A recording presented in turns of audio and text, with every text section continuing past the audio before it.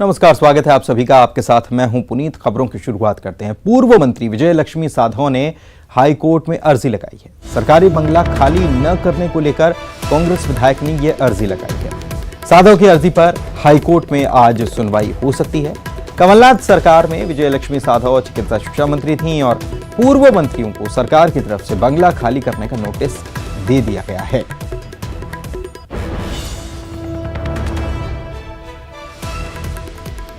विजय लक्ष्मी साधौ ने high court से गुहार लगाई है कि बंगला खाली नहीं वो करना चाहती हैं, तो ये इसी को लेकर वो अर्जी उन्होंने लगाई है। हाई कोर्ट में सुनवाई आज हो सकती है। प्रतीक हमारे सहयोगी हमारे साथ फोन लाइन पर जुड़े हुए हैं, उनसे इस मामले में अपडेट ले लेते हैं। क्या अपडेट है प्रतीक? देखिए पुनीत, पूर्व चिकित्सा शिक्षा मंत्री थी विजय लक्ष्मी साधौ, और जैसा कि सभी को वजह से कि जितने भी पूर्व मंत्री रहे हैं उन्हें बंगला खाली करने के नोटिस हुए हैं। पूर्व वित्त मंत्री का बंगला तो सील तक हो गया था, तमाम सुर्खियां पूरे मामले की बनी थी। बहरहाल इस बीच जो है विजय लक्ष्मी साधौ कोरोना का हवाला देते हुए हाईकोर्ट पहुंची हैं, क्योंकि उन्हें भी नोटिस मिला है और बंगला खाली करना है। तो स्पष्ट रूप से उन्होंने अपनी मुख्य जो दलील है वो यही दी है कि कोरोना संकट काल चल रहा है। इस बीच जो बंगला खाली करने का नोटिस दिया गया है उसे कुछ पल के लिए टाला जाए। तो पूरे मामले को लेकर के आज जो है विस्तृत सुनवाई हाईकोर्ट में होनी है। तो मुख्य दलील कोरोना ही है और इस वजह से इन्होंने कहीं ना कहीं मोहलत मांगी है, बंगला फिलहाल खाली ना कराया जाए। देखते हैं हाईकोर्ट उनकी मांग पर कितना रुक सकता है। कब होगी सुनवाई? कुछ वक्त क्या तय किया गया? देखिए, चूंकि वीडियो कॉन्फ्रेंसिंग के जरिए सुनवाई मामलों की चल रही है पुनीत, तो अमूमन 12 साढ़े 12 के आसपास अगर कॉज लिस्ट के हिसाब से बात की जाए, अगर पास ओवर होता है तो करीब 2 बजे के आसपास तक सुनवाई संभव हो ही जाएगी। शुक्रिया आपका इस जानकारी के लिए प्रतीक। पाकिस्तान अपनी हरकतों से बाज नहीं आ रहा है। अयोध्या में राम मंदिर निर्माण को लेकर पाकिस्तान ने बेतुका बयान दिया है। पाकिस्तान के विदेश मंत्रालय ने मंदिर निर्माण को लेकर बयान जारी किया है। इस बयान में मंदिर निर्माण की निंदा की गई है। पाकिस्तान का यह भारत के अंदरूनी मामले में दखल देने की नापाक हरकत सामने आई।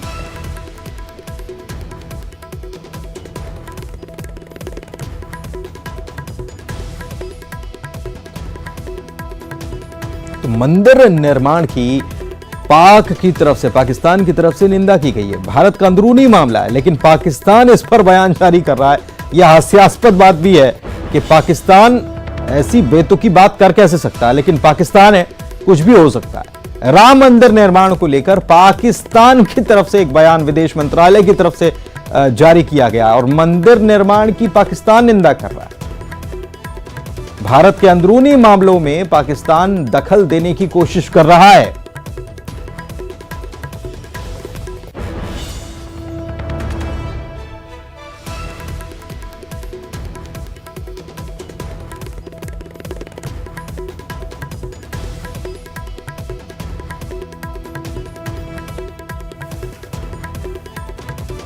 बहुत लंबे वक्त से ये मामला कोर्ट में था और आखिरकार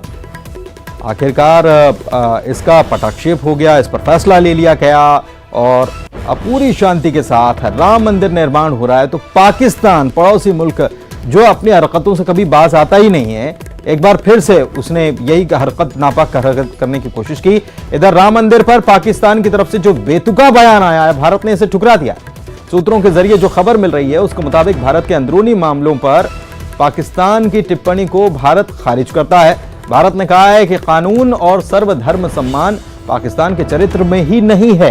अंदरूनी मामलों में दखल देकर नफरत फैलाने के पाक मकसद की भारत निंदा करता है। रजनीश अग्रवाल साहब हमारे साथ जुड़े हुए हैं। रजनीश अग्रवाल साहब, ये पाकिस्तान के पास लगता है कि शायद कुछ काम नहीं है जो भारत के अंदरूनी मसलों में वो टांग अड़ाने की कोशिश कर रहा है, या विदेश मंत्रालय की तरफ से एक बयान जारी कर दिया गया? देखिए, दुनिया तो देख रही है कि किस प्रकार इस कोविड-19 के संकट में पाकिस्तान के हालात हैं, तो वो अपना ध्यान हटाने के लिए कई बार सीमा पर खुरापातें कर रहे हैं। वो भी पिछले दिनों ध्यान में आई हैं, उजागर हुई हैं, लगातार झड़पें हुई हैं, आतंकवादियों को भेजने की कोशिशें हुई हैं।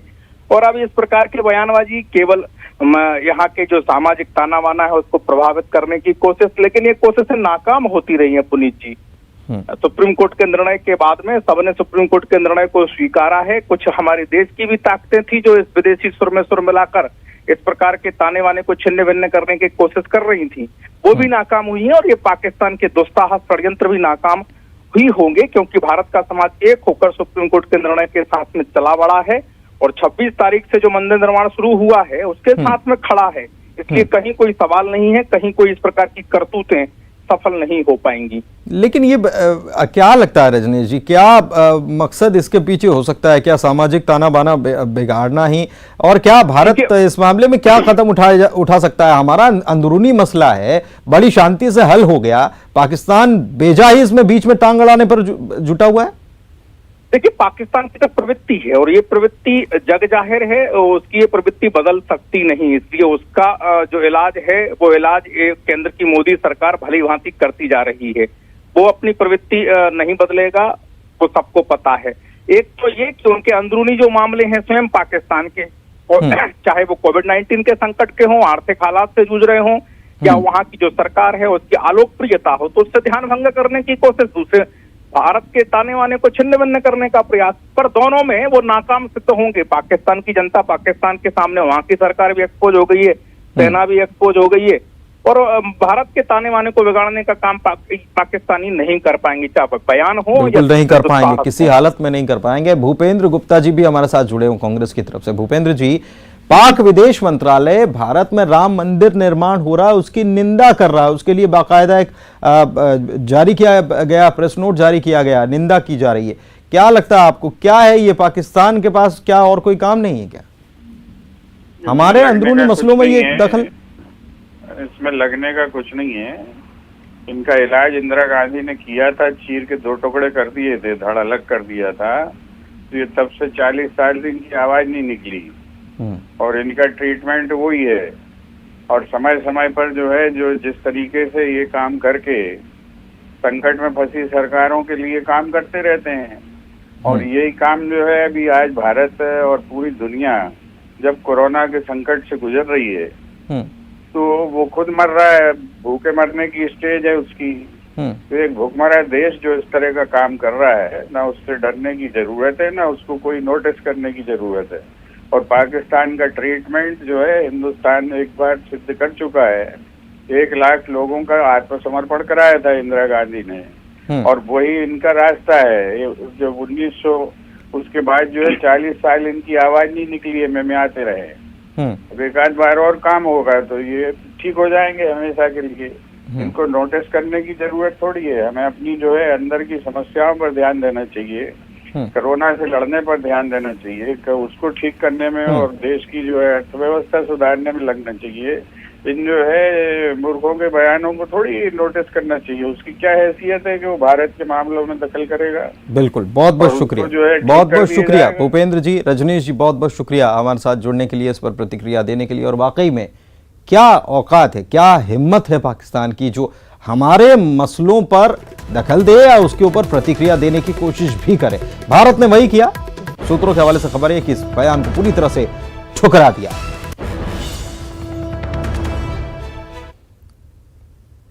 और भोपाल से खबर आपको बता रहे हैं, सीएम शिवराज सिंह चौहान मैराथन बैठकें करने वाले हैं। कोरोना संकट पर वे समीक्षा बैठक करने वाले हैं और इसके साथ ही 2020-21 की बजट योजना पर भी बैठक की जाएगी।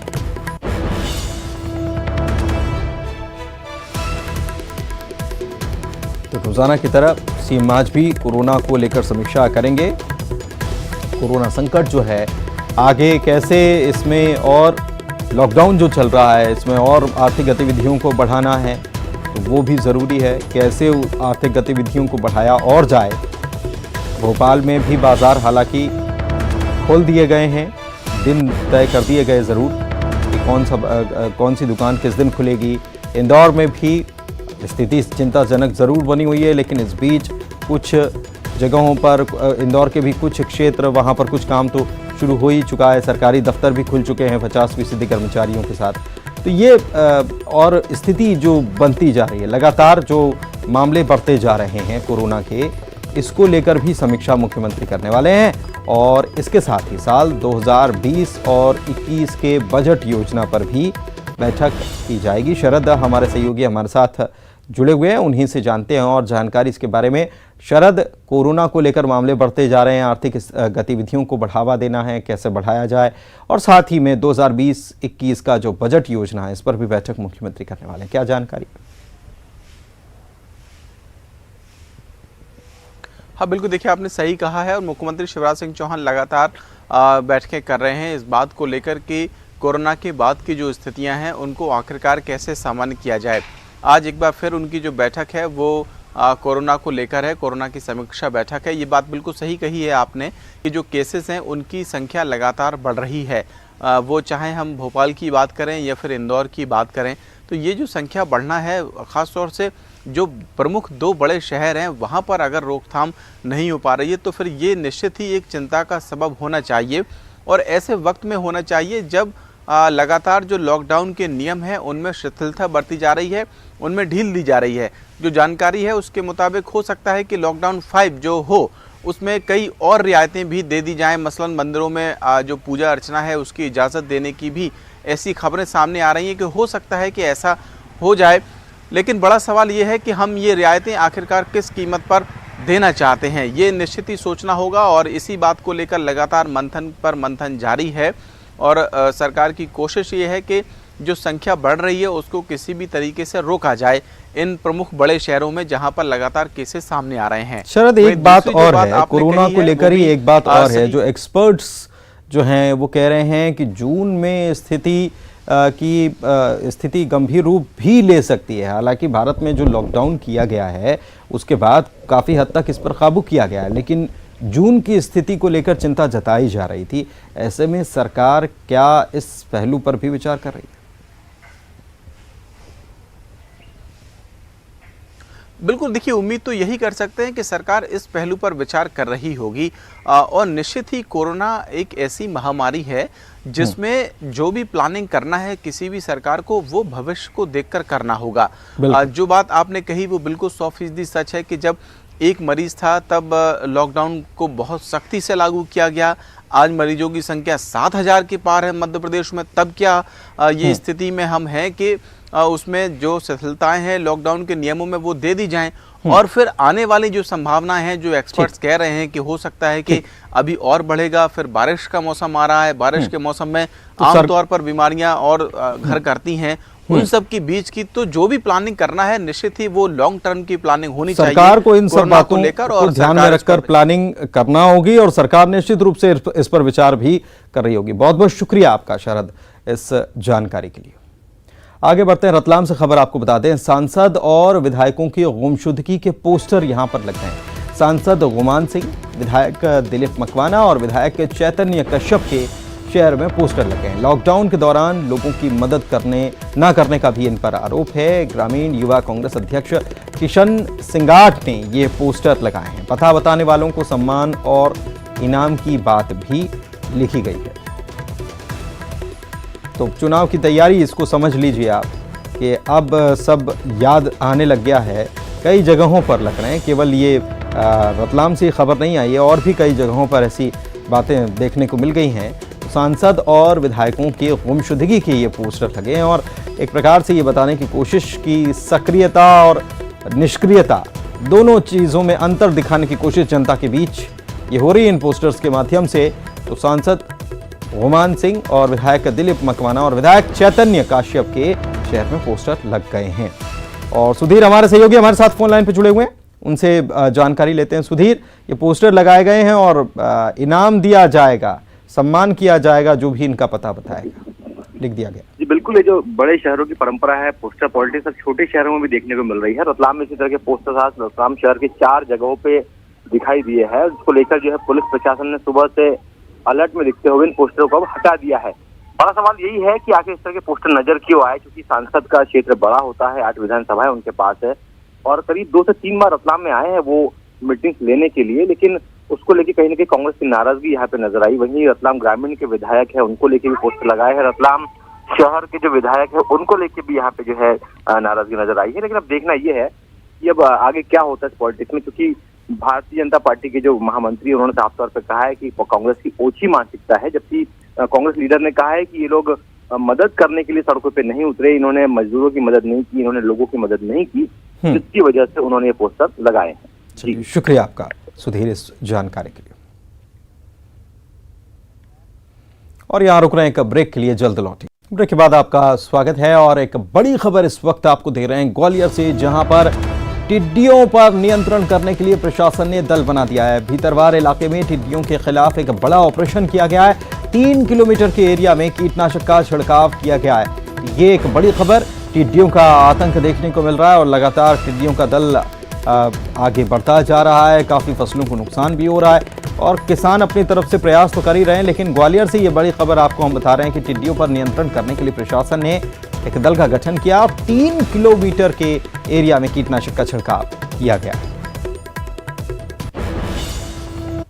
और ग्वालियर में 1 जून से सिटी बसें चलना शुरू हो जाएंगी। शहर के अलग अलग मार्गों पर 50 सिटी बसों का संचालन शुरू हो जाएगा। शहरी परिवहन पर निर्भर 5 लाख आबादी को इससे फायदा हो सकेगा। लॉकडाउन के चलते 25 मार्च से शहरी परिवहन अभी बंद है, लेकिन अब इसे 1 जून से शुरू करने की तैयारी है। 50 सिटी बसें चलेंगी, शहर के विभिन्न मार्गों पर इसका संचालन शुरू होगा। और भोपाल से खबर आपको बता रहे हैं, मध्य प्रदेश में रेत कारोबारियों को राहत दी गई है। लॉकडाउन में निकाली गई रेत पर ही रॉयल्टी लगेगी। 10% बढ़ोतरी के साथ 1 साल और खदानें चलेंगी। ठेकेदार को 22 मार्च 2020 के अनुबंध से ही ठेका राशि देनी होगी। ज्यादा जानकारी अनुराग हमारे सहयोगी जुड़ चुके हैं, उनसे लेते हैं। अनुराग, क्या खबर है पूरी?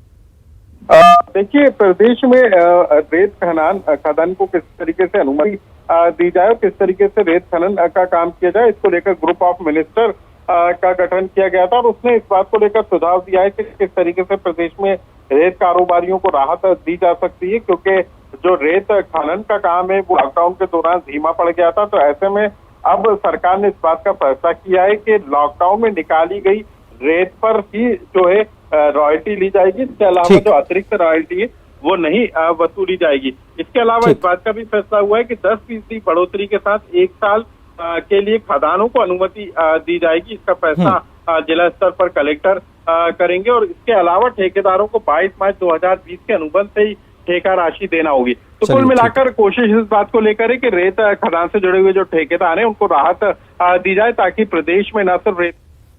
ठीक है, शुक्रिया अनुराग आपका इस तमाम जानकारी।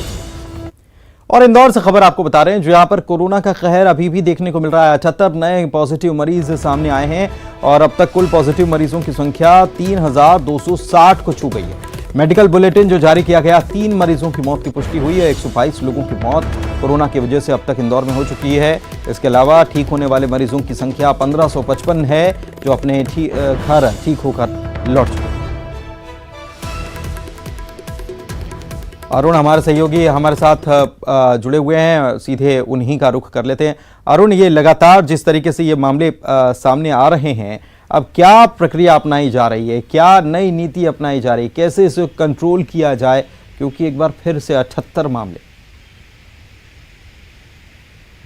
बिल्कुल, देखिए, नई नीति की अगर बात की जाए तो जिला प्रशासन या कंट्रोल रूम जो GSITS है उसके जरिए नज़र रखे हुए और एक कोविड इंदौर ऐप है जो काफ़ी महत्वपूर्ण ऐप है, उसके जरिए हर संदिग्ध व्यक्ति पर नज़र रखी जा रही है। किसी व्यक्ति को सर्दी खांसी होती है तो उसका अलर्ट डॉक्टरों तक पहुंच जाता है और डॉक्टर 2 घंटे के अंदर उस मरीज तक पहुंच जाते हैं और उसमें भी 3 तरह के अलर्ट इस ऐप के जरिए जारी हो जाते हैं कि उसको क्वारंटाइन करना है, अस्पताल ले जाना है, सैंपल लेना है। और रैपिड रिस्पॉन्स टीम को भी इस ऐप के जरिए अलर्ट पहुंच जाता है और कंट्रोल रूम के जरिए पूरी मॉनिटरिंग हर एक संदिग्ध व्यक्ति की जा रही है। यदि कोई व्यक्ति अपने घर से 100 मीटर के दायरे में भी जाता है संदिग्ध व्यक्ति, तो उस ऐप के जरिए इस कंट्रोल रूम को अलर्ट पहुंच जाता है और रैपिड रिस्पांस टीम तत्काल सक्रिय हो जाती है। तो इस तरह का जो ऐप यहां पर बनाया गया है और जिसके जरिए मॉनिटरिंग की जा रही है वो काफी महत्वपूर्ण हो रहा है। और इंदौर के साथ ही अगर मध्य प्रदेश में भी इसका रिस्पॉन्स अगर देखा जाए, अगर इसको लागू किया जाए तो काफी सहूलियत सरकार को हो सकती है, क्योंकि हर एक व्यक्ति की निगरानी अब इसके जरिए की जा रही है। कोई व्यक्ति को किस तरह के लक्षण है उसका अलर्ट पहुंच जाता है। बिल्कुल, जिसके पास स्मार्टफोन है उसकी निगरानी तो की जा सकती है इस ऐप के माध्यम से। शुक्रिया आपका इस जानकारी के लिए। और रायपुर से खबर आपको बता दें कि सीएम भूपेश बघेल लाइव होने वाले हैं। 11:30 बजे वे फेसबुक पर लाइव होंगे। स्पीक अप इंडिया के तहत अपनी बात को रखने वाले हैं। मुख्यमंत्री निवास से वे फेसबुक लाइव करेंगे। सीएम ने ट्वीट कर कहा है कि आप भी आएं लाइव। सीएम ने कहा है कि हिंदुस्तान की आवाज को रखें सभी लोग उनके साथ। 11:30 बजे फेसबुक पर लाइव आएंगे और स्पीक अप इंडिया कांग्रेस की तरफ से जो अभियान चलाया गया है उसी के तहत वो फेसबुक लाइव करने वाले हैं 11:30 बजे।